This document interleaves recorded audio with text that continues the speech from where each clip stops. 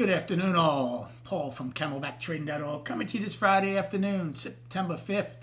We're looking at Window Traders market profile of the ES and the NQ. So, wow, interesting day again with short-term traders and algos. We'll be recapping all of these charts. First thing I want to say is next time somebody tells you a number matters, you should tase them or tase yourself. Okay, it shows you how meaningless. And I try to stress that to everybody in my room, that the market will do what it wants to do. Okay? The market, again, at 8:30, shoots up. Unless the number changed, right? They gave it all up and more today. We took back the entire trend day from yesterday and have a trend day down today. ES went from a potential outside week up to a potential outside day down, but that didn't happen. Now, the bigger picture is still very healthy here. The monthlies are up in ES, NQ, and Righty. The weeklies are balanced for ES, NQ, and Righty. And the daily is up for NQ and Righty. ES is balanced because we took out yesterday's low. I'll call ES a two-day balance. We had very good volume today, especially NQ, over 20 million more than average right now. We'll look when we get to it to see how much they're at now. ES averages SPY averages 69 million. We were at 80 million already. So the volume was good.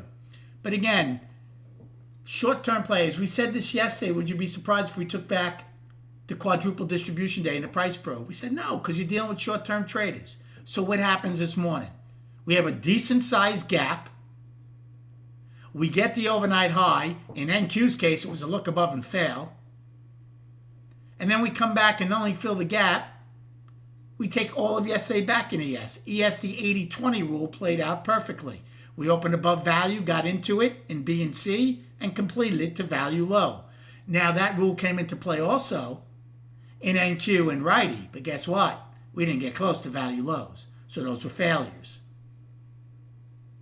The majority of my day was done in the morning because the afternoon became 4 hours of just total sideways trade and rotation. Now, a lot of people, there's a bunch of people in my room that love that, and they did very well. I don't. So I watched a good part of the afternoon. I changed early on in the day, right? We gapped higher. First trade I took, and by the way, another thing we talk about that's a fallacy. Just like news is useless, gap and go is useless. It's a fallacy. If the market gaps higher and does continue to go the way of the gap, you'll have many opportunities then to be long or short, depending on what side the gap is. But with an overnight that was long, what happened? We opened, got the overnight highs, barely, and then shot down. So if you gapped and goed, you got really hurt if you didn't have a stop in. Okay? Fallacy. I did long a period initially against the 144 when it did pull back, and I made money on it. And then silly me, I wasn't going to buy the 945 turnover. But I'm like, there was tremendous chop. You can't see it on here because I'm in 8-tick increments now in NQ. But there was tremendous chop in A period in NQ. And silly me decided to buy a one lot right before the turnover and went down 20 points on me.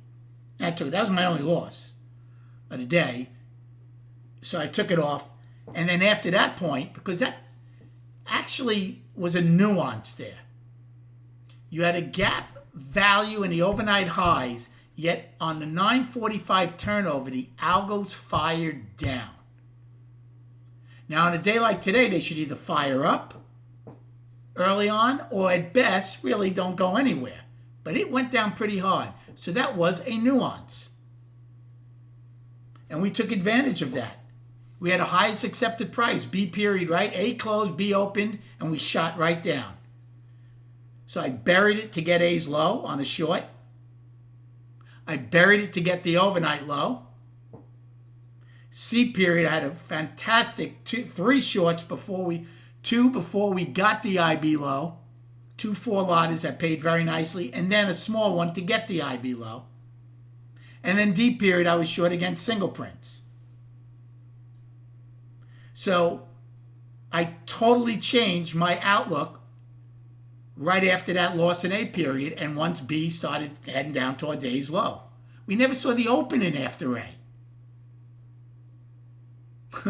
Now, these weren't small gaps. They were decent-sized gaps, $2, $3. But we know big gaps these days, it doesn't matter anymore.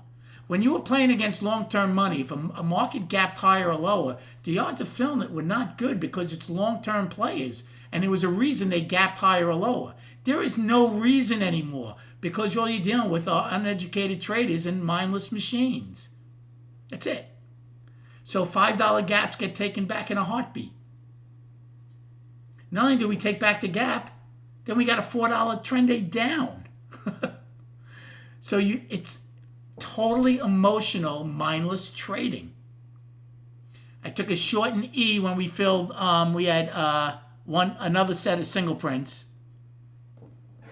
No, wait. Where did I take the short in E? No, we didn't have another set. I wrote versus single print fill. I don't know why I wrote that, but I took a short in E that I got paid. And then the only other thing I did, K period, I took a short to go back to POC at one point. And in L period, I took a short when we got inside the single prints. That was it. But again, it didn't matter. My personal account, I was down small after A period on that loss, but made more than made up for it in B, C, D, and a little bit in E. What does the market look like? They're B shapes. It's long liquidation. Remember, do I think the monthly should come in? I know you're sick of hearing me saying that, but I also know people continually try to pick tops. Of course the monthly should come in and come into balance at some point. It would be healthy. But trying to short it, looking for that, is just crazy. Even today, what did the market do?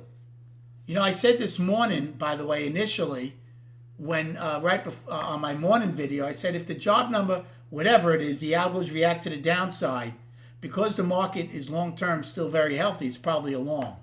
Well, it certainly was. They went down and then they ripped it up. Mindlessly ripped it up for no reason. Okay? So we are B shapes. Now let's go to these charts. I'm going to go from IWM on down. So remember, IWM had an outside month up, and now this month they took out last month's high. So it's up. They had a little blip taking out July's low. But from April's lows to these highs, basically straight up. 172 to 240. $68. Think about that. $68. That's 40%. The low is 172. 10% is $17. We are up 40% from April's lows. Should the monthly trade sideways at some point? You would think. But look what they did in August. They took out July's low and that was it. So the monthly is up. The weekly, did they have the outside week up? Give me 1 second. They do. Oh, okay. IWM ends with an outside week up. So they did hold it.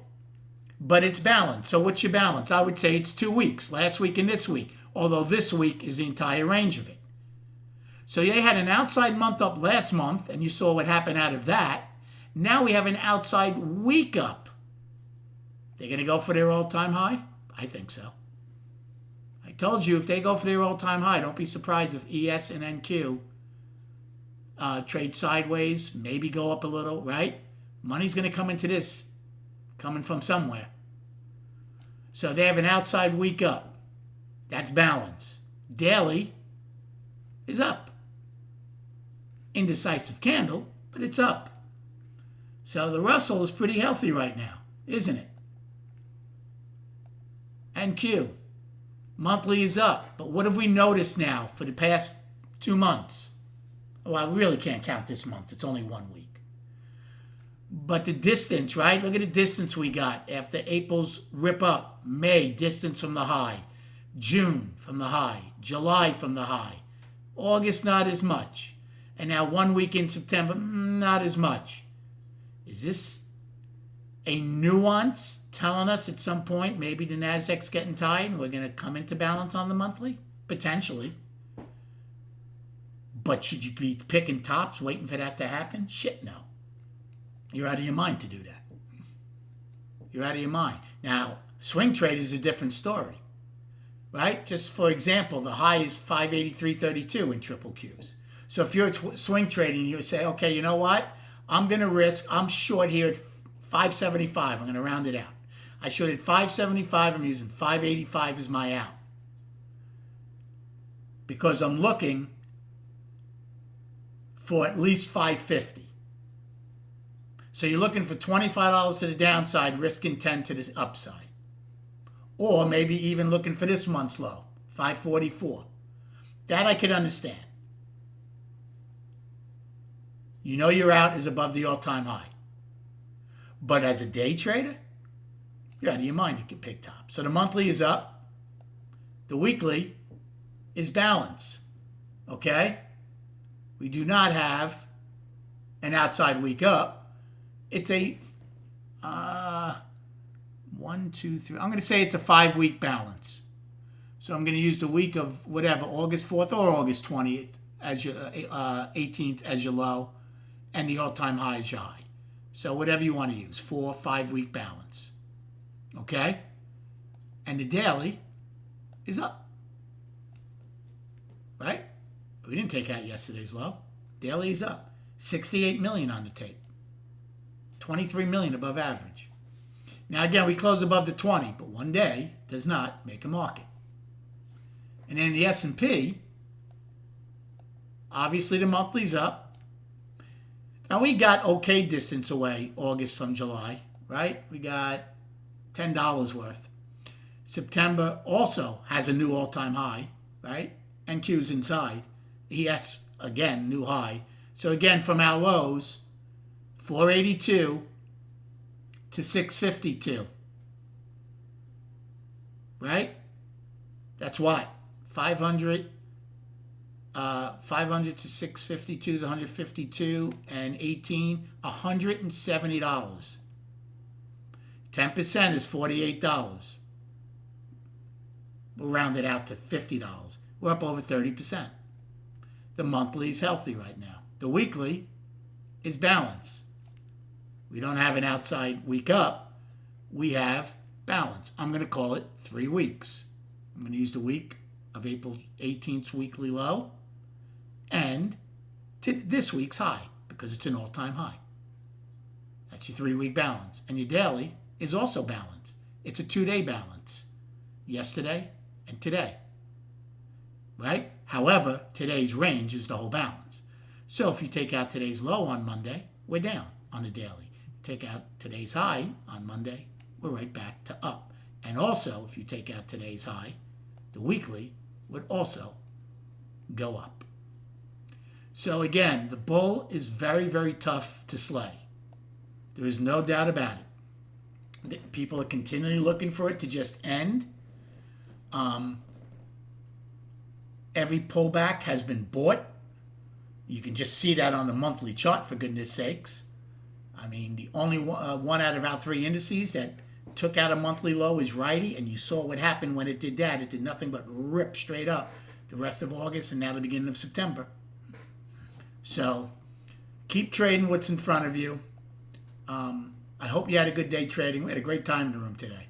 I mean, I love when the market's moving the way it did the first 2 hours. That's when I think my experience and expertise with the profile and this and that is the biggest benefit for the traders in our room, both keeping them out of trouble and helping them with their setups. This last 4 hours, or most of it, that just turns into garbage. But again, I think for what I charge, it's worth its weight in gold. So come check us out at camelbacktrading.org. Enjoy your weekend. Stay safe. we'll speak prior to the opening on Monday.